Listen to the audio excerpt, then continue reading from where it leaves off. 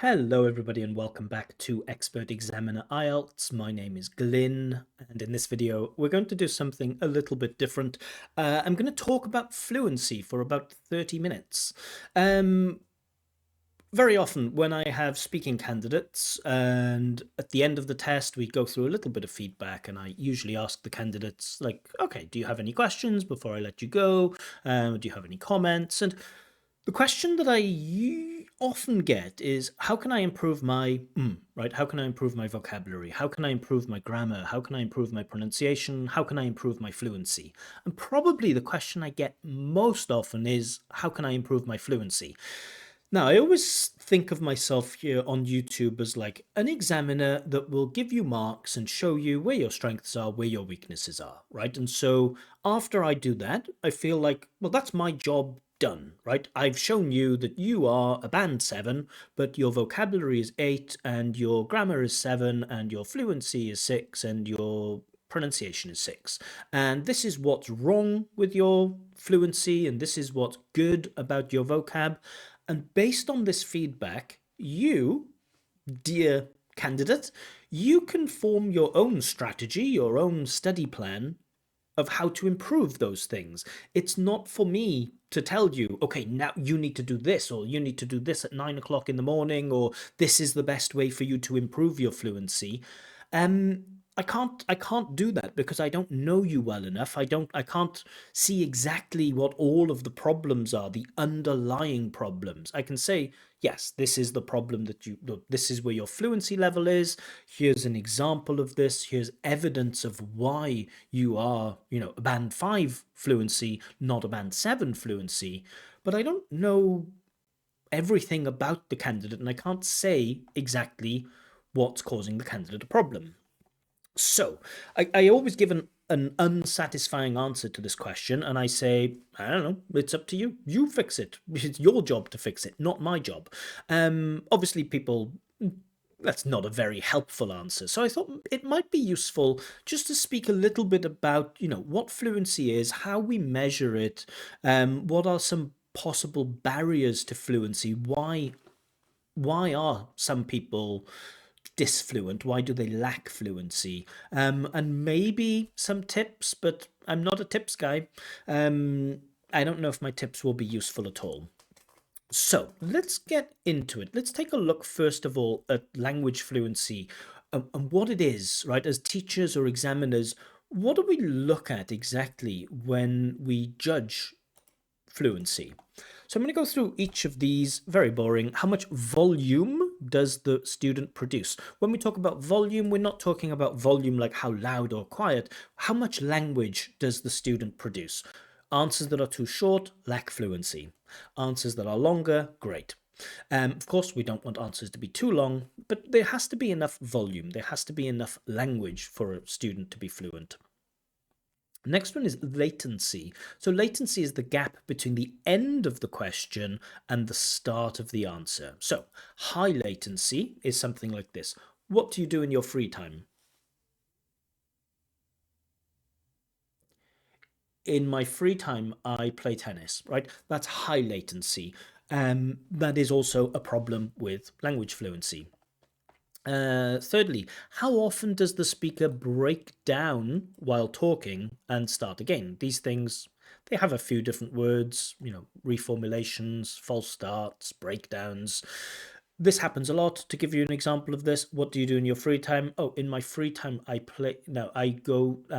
do judo with my no, with some friends, and together with no sorry we together no sorry we go there. You can see I'm breaking down, I'm starting, I'm speaking, I'm stopping, I'm going back, I'm self-correcting, I'm changing what I'm saying. Too much of this is an example of poor fluency. Too much of it. A little, absolutely fine.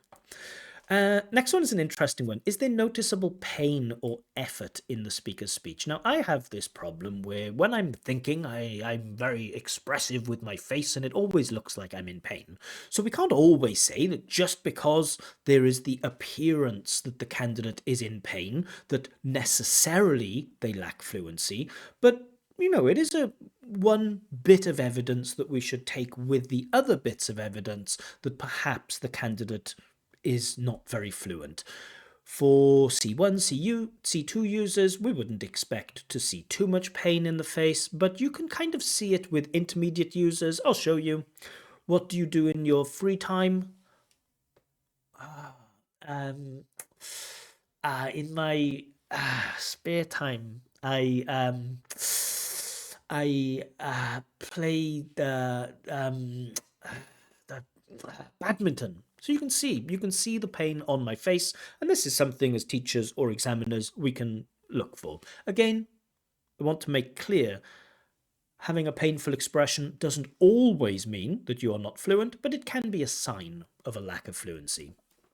Next, does the speaker link their ideas? So we know these connectives, words like and, so, but, because, and at a higher level, maybe despite, due to, so that, in order to, so on. So those, bits of language, cool, but also those cohesive devices, but also just the logical sequencing. Do you put this first and then this and then that? Is that a natural order of things? Something else with cohesion I wanted to say, yeah, do you have a range of those things? Do you give like contrast and addition and purpose and reason and sequence? So fluent speakers, they link those functions, those cohesive functions like contrast, reason, result, purpose, and so on, with a variety of those connectives or other cohesive devices. Even little bits of language like, oh, by the way, or anyway, or nevertheless, fine. Or, oh, I wanted to say, or, sorry, but do you mind if I just say, this functional language can help with this too. How often does the speaker correct themselves? So, it's very similar to breakdowns, but just like a grammatical correction. Like, my sister likes football. A bit of self-correction, absolutely fine. Too much self-correction can negatively impact a speaker's fluency. Too much of it. How quickly does the candidate speak? Now, in IELTS, there's, generally we would say lower level learners, in order to speak at length, they rely on slow speech. They can only speak at length if they speak slowly because they need this time. But there's also an interesting thing that you also can't speak too quickly. Speaking too quickly is bad for a number of reasons. We want to maintain a natural flow of speech, and so sometimes if you speak too quickly like this, it can be really difficult to understand what the other person is saying. And there's a lot of reasons why we shouldn't always speak like this. And some people think the faster I speak, the better my speech will be. I will be honest and say not many people think that, but certainly there are people who think that, if you can speak really, really, really, really, really quickly, it means that you'll get better marks for fluency, and that's just not always true. And the last one, does the speaker appear bored or demotivated by the topic? This one's an interesting one. We all have topics that we don't really like talking about, right? Like, I don't really like talking about dancing. I don't dance. I'm not good at dancing. I don't like it when people say, oh, let's dance. Gardening. I know nothing about plants and flowers. I don't like talking about it. But in a test situation, you have to be ready to speak about all kinds of topics, even those topics that you don't really like speaking about. And again, sometimes when candidates are bored, or they appear bored, or they're demotivated, they often use something we call avoidance tactics in order not to talk about the subject. We see this a lot, things like, what do you do in your free time? Oh, I don't have free time. Okay. What did you do last weekend? Nothing. Did you go out or did you stay at home? I stayed at home. What did you do at home? Nothing. Well, did you eat something? Yes. What did you eat? I don't remember. So it's a very extreme example, but very often when candidates are bored or demotivated by the topic, they use these avoidance strategies in order not to speak about them. That's off that can be also a sign of a lack of fluency. So these are some of the things that we look at, right? As teachers, as examiners, these are some of the things that, our answers to this question often determine whether a candidate has a good level of fluency, an all right level of fluency, a not so good level of fluency, and so on. But moving on from that, thinking about why people have problems with language fluency, I've come up with a list of things here. And again, these are just some of my thoughts, and this was a lesson that I taught 2 years ago or something like this. But I thought, oh, I'll use these slides from this lesson, just change them a little bit and speak about them on YouTube. So I don't remember where I got this source material, or if I thought of some of them myself, or if I collected them from a bunch of different places. Who knows? But I'm going to speak about them. In most cases, in 90% of cases, it's a lack of language. You don't have enough grammar and vocab, or you haven't acquired enough language to be fluent.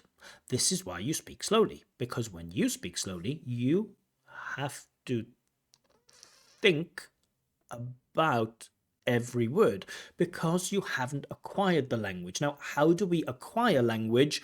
That is a golden question. Some people think that we should acquire language through input. Some people think that we should acquire language through focused study on grammar and vocabulary. Whatever it is, there are different ways of acquiring language, maybe. I'm not here to talk about theories on language acquisition. I'm just saying that in most cases, I would say 90% of cases, candidates lack fluency because they don't know English well enough. And that's difficult to hear for a lot of people. A lot of people say to me, I know grammar, I know vocabulary, but I'm still not fluent. And my answer to them is, you don't know grammar and you don't know vocabulary, and that's why you're not fluent. But you lie to yourself about your current level, or you just don't know what your current level is. There is an interesting thing in psychology where when we are weak at something, we are also weak at evaluating how good we are in that thing. And so sometimes when we are not very good pool players or tennis players, we think that we are actually higher than the level we are. And I think that's the case with a lot of people. If you have problems with fluency, probably the problem is you don't have enough grammar and vocab. You haven't acquired enough language. In most cases, that is true. Now, there can be other things that act as barriers that can block your fluency. Some people overthink questions, or they are obsessed with finding the right answer. Always what is the right answer here? How much attention should governments spend on the environment, right? What can governments do to make people recycle? What is the right answer here?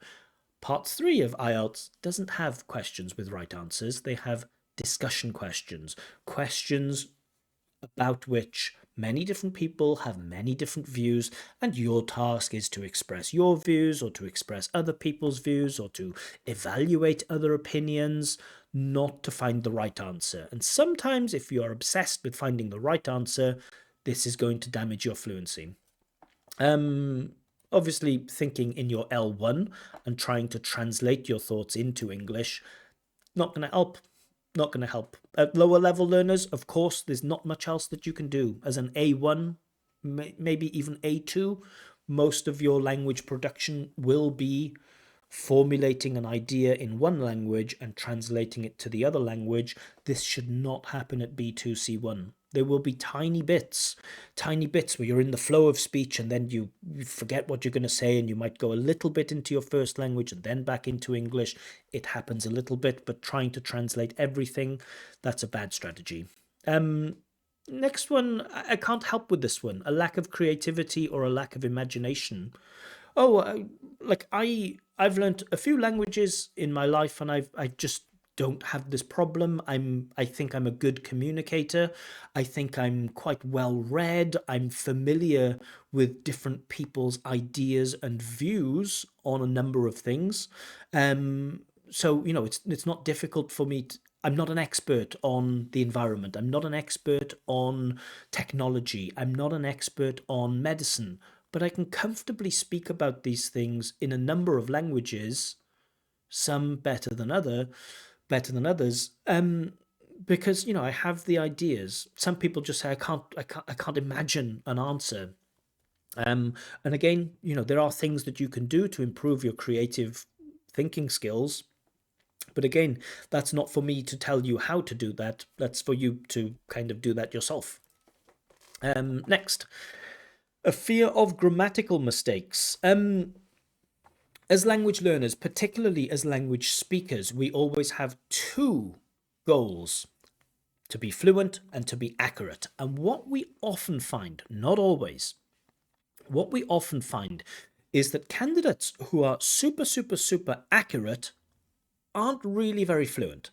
And candidates or speakers who are really, really, really, really fluent are not very accurate. And so finding that correct balance, again, that's something you need to have a conversation with yourself about. Are you fluency focused? Are you accuracy focused? But certainly if you come from an education system that tells you that making a grammatical mistake means you are stupid, that might give you a fear of making grammatical errors. I don't want to broadly stereotype people, but I've had a few Chinese students in the past who told me that they would rather say nothing than say something incorrectly. Um, yeah, grammar, making a grammar mistake doesn't make you stupid. Making a grammar mistake doesn't make you stupid. Everyone makes grammar mistakes, and even the rules of grammar. While we have these resources in English, the rules of grammar were mostly written, I think, in the 18th century by snobs that liked their version of English better. You had this one area, I don't know what it was, Wessex or some nonsense like this, some part of Britain where there were powerful people that decided, you know what, I like the way that we use English and I don't like the way that other people use English. Let's make a grammar book and tell everyone and educate the country and say everyone else has to follow our rules. It's arbitrary. It just comes from nothing. So the rules, while there are certain rules about, word order and things like this, and some rules about morphology, you don't need to be so ideological or dogmatic or obsessed with grammar. Even L1 users I know, they say things, oh, you can't say less mistakes, you have to say fewer mistakes. And it's like, well, 80% of I don't know, 80%, 70% of Brits often say less mistakes instead of fewer mistakes. Um, who are you to say that we can only use less with uncountable nouns and we must use fewer with countable nouns? Like, who made that rule? Um, yeah, of course, IELTS, we try to categorize mistakes, not just in IELTS, but in other tests too. We want to categorize mistakes in terms of like, okay, are they mistakes that cause confusion or lead to some misunderstanding, or is it just a basic simple mistake but I still understand what you mean? Of course, too many basic errors can be a problem. But the point I'm making is if you are super, super, super focused on grammar, your fluency is probably going to suffer, and you need to, again, have that conversation with yourself. Why do you care about grammar so much? Okay, negative attitude to the topic. We mentioned that one before. I don't need to say that again. Poor listening skills. This is, yeah, unfortunately, this is one. I have a couple of students like this who, when you ask them a question, they like write it down or they repeat the question back. You say like, okay, what do you do in your free time? You go, what do you do in your free time? Oh, in my free time, I usually, and once they get going, they're fine, but they have big problems understanding the question. So sometimes, if you have poor listening skills, this will increase the latency because you're spending that time thinking about what the question is before you start speaking. So, improving listening skills could be a help. And the final one, it's a bit controversial. It doesn't always happen to everyone, but discomfort at feeling less powerful. Certainly, if you're the boss in your family, or if you're the boss in your job, or if you're the boss in your group of droogs of friends, you might feel uncomfortable when you're in this situation suddenly and the examiner is interrupting you and saying, well, actually, let's move on to another thing. And you think, well, who are you? And so, this negative feeling, this can affect your grammar, your vocab, your pronunciation. But I think the thing that it affects most noticeably is the fluency, because you become less engaged in the conversation. It's like the examiner, or in many cases the teacher, becomes someone you want to argue with, or someone you don't want to play along with them. You become combative. I've noticed this more as a teacher than an examiner. Students who are combative, students who want to show you, actually I'm smart and actually you're stupid, because in their job they're the boss, and in their job or in their life, their parents, or their children can't answer back, and their children can't give them negative feedback, or their children can't tell them, okay, let's move on, that was a mistake, or something like that. So sometimes there are people, sorry, but it's usually men, not always, there are people that have this discomfort when they're in the situation where the examiner has more power than them and they don't like it. But it doesn't happen very often, I will say that. So, getting into tips. Okay, so a couple of practical tips, and maybe I'll mention something else. So firstly, of course, don't be afraid to make mistakes. We all make mistakes. I make grammar mistakes every single day, probably. Every L1 user of English that I know makes mistakes. That includes, professors and PhDs in English and things like this. It happens. Practice can be really useful for fluency. Point number two. Not all students benefit greatly from just practice, practice, practice. If you have problems with accuracy, practice, practice, practice isn't for you. But if you're an introverted person, if you're a person that doesn't have much opportunity to use English, this practice will help you. It becomes like a muscle memory. I think acquiring language isn't a skill, but speaking a language is a skill.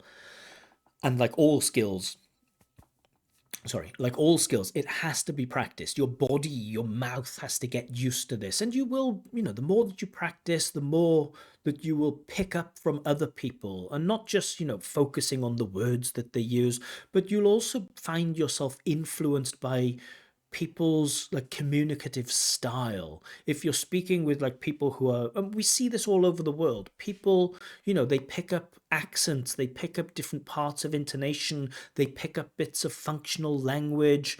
Like I use uh-huh. I never used uh-huh when I was younger. I never used it. I thought it was rude. Then I lived abroad, and I had a bunch of American friends who always used uh-huh, uh-huh, and it became normal. And now I use uh-huh because I've picked that up. Not because I sat and thought about it, but because having this exposure, practicing, practicing, practicing, I just, picked up some of their uh, communicative patterns, shall we say. Number three, similarly to this, is listen. One thing that I love doing as a language learner is listening to other people speaking the language that I'm learning, and then comparing it to things that I would say. Now, it's difficult for me to give an example of this because you don't speak the other languages that I speak, I guess.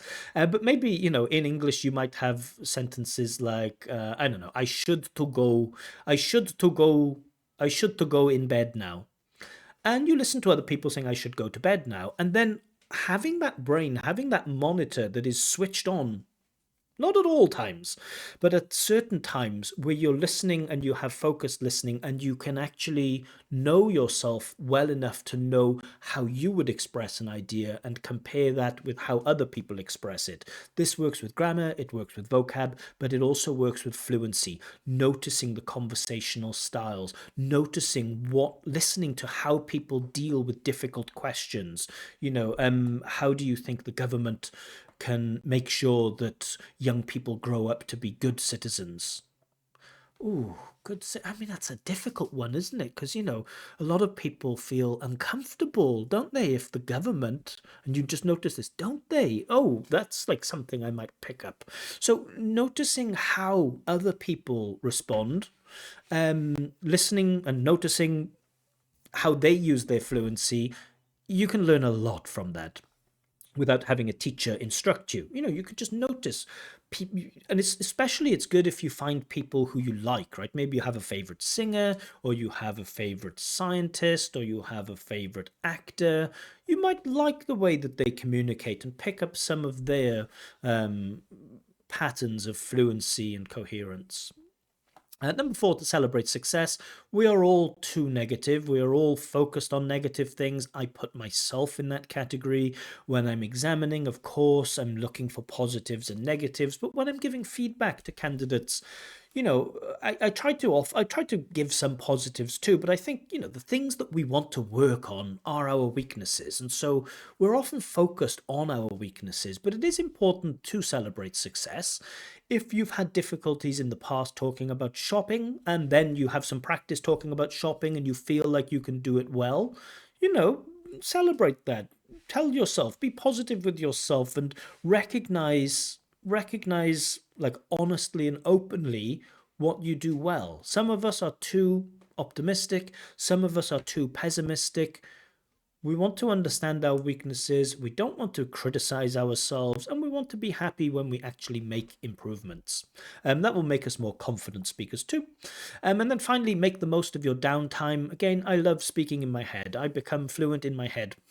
Um, I answer IELTS questions in other languages in my head. I do this all the time. It's just not, I don't pick an hour to do it, but if I'm taking a shower or if I'm going for a walk or something, I will just do this. I'll try to make the most of my downtime. I don't have time to sit down all the time with a textbook and do these dedicated tasks. I can improve my fluency, I think, a lot in my head. I can rehearse things, I can try things different ways, I can imagine the interlocutor, the person I'm speaking to, telling me I'm right, telling me I'm wrong, thinking about how I would respond. I love this tactic of making the most of our downtime.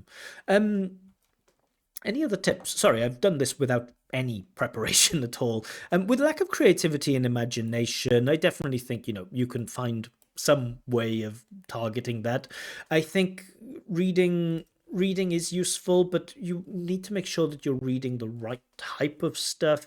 I watch a lot of YouTube, and I watch a lot of political YouTube. I watch both from like left wing, right wing, centrist points of views because I'm interested. I have a background in philosophy. I'm very interested to see how people communicate their ideas back and forth, and which people make good arguments and which people make bad arguments, and which people maybe help me to change my mind about some of my positions. So, I think taking an active interest in these global themes will help you not only in IELTS, but it will help you make friends. It will help you be a better communicator. It will help you understand yourself more. Thinking about things like, well, whose responsibility is it to make sure that we have polite teenagers? Or what punishment is suitable for someone who makes a lot of noise in parks? The more texts you read, hopefully simplified text, English language course books are great for this. Intermediate, upper intermediate. The texts there are perfect because they're interesting, they're about these type of themes, but the language level isn't so crazy high that it makes you, want to die when you're reading it. I felt this way many times about reading texts that are beyond my language level. I hate doing it. I don't want to do it, and it makes me sick, and I refuse to do it. But if I read something, I can read something B2 once it's adapted to that level of B2, then it becomes more enjoyable to read. So just reading isn't enough. We want to read things that are, at our level, or ideally, this idea of N+1, our level, but a little bit higher. So, about 10%, 15% of the words we're not really sure of, and we can hopefully then absorb some of that language. Um, yeah, and that helps us, of course, to produce these answers in part three because we have more familiarity with these topics. I guess this video is kind of aimlessly going nowhere. So important to know what language fluency is if you want to fix it. What is language fluency? These things. Why do so many people lack fluency? In most cases, it's a lack of language. You just need to upskill with general English. Forget about IELTS for a year.